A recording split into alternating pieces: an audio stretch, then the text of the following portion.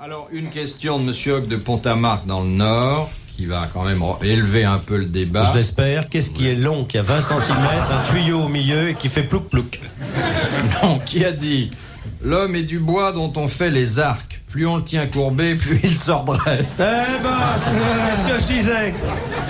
Un écrivain français, monsieur Bouvard? Oui, et qu'il n'était pas du tout porté sur la gaudriole, lui, monsieur Alors, Bouvard. c'est Daniel Rops.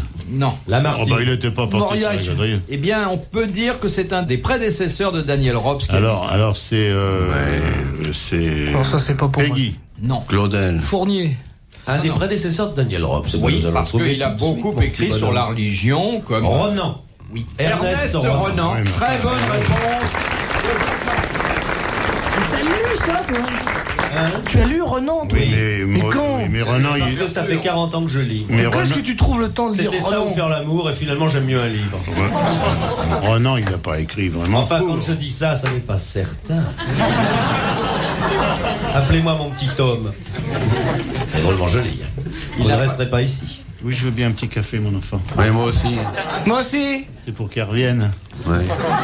Pas un café, moi. gentil. Café, hein. Tellement gentil à cet âge-là. Un thé citron. Commandez pas tout en même temps, elle reviendra plusieurs fois. Et puis quand vous aurez le temps d'aimer un Si on avait la sandwich. chance qu'elle soit orpheline, comme ça serait charmant. On pourrait la loger. Tellement de jeunes filles qui arrivent à la gare de Lyon et qui ne sachent pas où coucher. Alors qu'il y aurait... Serions-nous un petit peu susceptibles de les protéger, les conseiller habilement. Les envoyer faire des promenades agréables au bois de Boulogne à partir de 20h pour aller ramasser les portefeuilles qui tombent. Mais qu'est-ce que c'est cette histoire de bois de Boulogne? Parce que Alors, il faut que je t'explique. je suis pas bien au courant. Alors voilà, si tu passes un soir au bois de Boulogne, qu'il tu y a que t'apercevras d'une chose absolument bouleversante, c'est que les automobilistes français sont les automobilistes les plus honnêtes du monde entier. À partir de 20h30, des gens qui ont quand même travaillé des 8 à 10 heures dans les bureaux, spontanément, sans qu'on les force, se rendent au bois de Boulogne pour essayer leur phare. Phare code. Pour ne pas avoir d'accident lorsqu'ils emmèneront leurs femmes et leurs enfants au week-end. Et ben c'est ça la France. Et ils essayent leurs freins comme ça. Ils tout le essayent temps, les freins, ils ralentissent. les freins, ils Et ralentissent. s'il y a quelqu'un qui est là, et spontanément ils ouvrent la porte pour lui dire je vous emmène. Et ben c'est ça la France. Voilà, c'est tout ce que j'avais à dire. Nous sommes un peuple extraordinaire. Il y en a même qui descendent pour aller aider des dames. À couper un peu de bois dans les... Oui. C'est pas les types qui en profitent parce que des fois il y a des types qui proposent à une dame vous voulez que je vous dépose quelque part? Oui, à 10 mètres. Alors on les voit, ils font 10 mètres à peine. Et puis elles redescendent. Bon, on est juste pour dire mais c'est gentil.